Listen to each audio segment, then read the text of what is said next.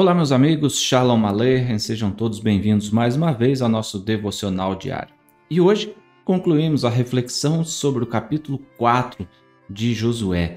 E já falamos sobre a passagem pelo Rio Jordão, sobre os sacerdotes, as pedras de monumento que Josué tirou do leito do rio, as outras 12 pedras que os homens, um de cada tribo, retiraram também do Rio Jordão. E essas pedras serviram de coluna lá em Gilgal. E o capítulo 4 encerra dizendo assim, versículos 20 ao 22. As 12 pedras que tiraram do Jordão, levantou-as Josué em coluna em Gilgal. E disse aos filhos de Israel: quando, no futuro, vossos filhos perguntarem a seus pais, dizendo: que significam estas pedras? Fareis saber a vossos filhos, dizendo: Israel passou em seco este Jordão.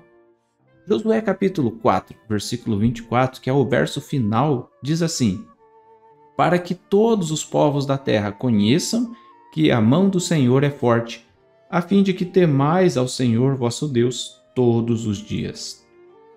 Falamos sobre a coluna de pedras que serviria de sinal para as gerações futuras, mas o texto conclui nos trazendo um outro detalhe: que os povos da terra conheçam que a mão do Senhor é forte. Os milagres e sinais de Deus ocorrem para fortalecer nossa emuná, a nossa fé no Criador. Vemos, por exemplo, um episódio quando Yeshua cura um cego de nascença. Isso está lá em João capítulo 9. E no versículo 2 e 3 nós vemos que os seus discípulos perguntaram: Mestre, quem pecou, este ou os seus pais, para que nascesse cego? E respondeu Yeshua: nem ele pecou, nem os seus pais, mas foi para que se manifestem nele as obras de Deus. Neste caso específico, causou uma grande controvérsia com aqueles fariseus que não criam em Yeshua, mas os sinais também permitiam que pessoas conhecessem e crescem nele. Tanto que em João capítulo 11, versículos 47 e 48, nós vemos que os principais sacerdotes e fariseus convocaram o Sinédrio, o Sanhedrin, e disseram: o que estamos fazendo, uma vez que este homem opera muitos sinais? E se o deixarmos assim, todos crerão nele. Veja, os sinais, eles tinham também o propósito de fazer com que as pessoas se despertassem para a fé. Mas aqueles milagres fizeram com que as pessoas o vissem, no caso de Yeshua, ou ouvissem a respeito dele e crescem. Só que aí entra o episódio de Josué capítulo 4. Os monumentos lembrariam os filhos de Israel, mas também os povos da terra conheceriam sobre a forte mão do Eterno. Como os povos da terra conhecem um lugar se eles nunca estiveram lá?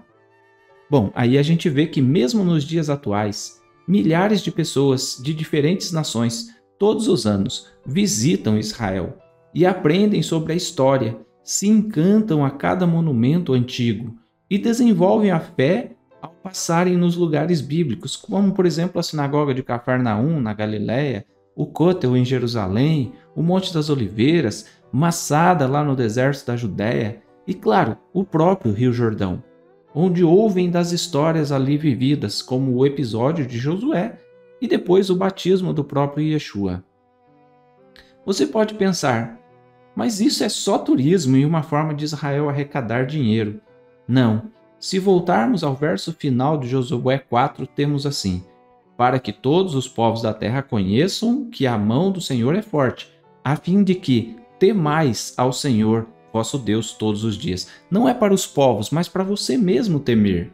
O objetivo era fazer com que Israel temesse ao Eterno todos os dias. Mas como assim?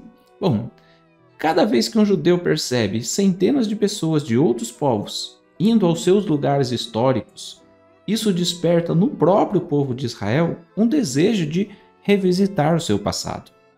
Pensemos no Muro das Lamentações. Quando um judeu, que não seja religioso, observa milhares de pessoas, gente de todo canto do mundo, indo rezar ali, ele pensa: bom, deve ter alguma coisa especial nesse lugar. E quando ele mesmo experimenta ir ao Côtel e tocar no muro, ele se reconecta com o passado judaico e quem sabe a partir daí volte a temer a Deus todos os dias.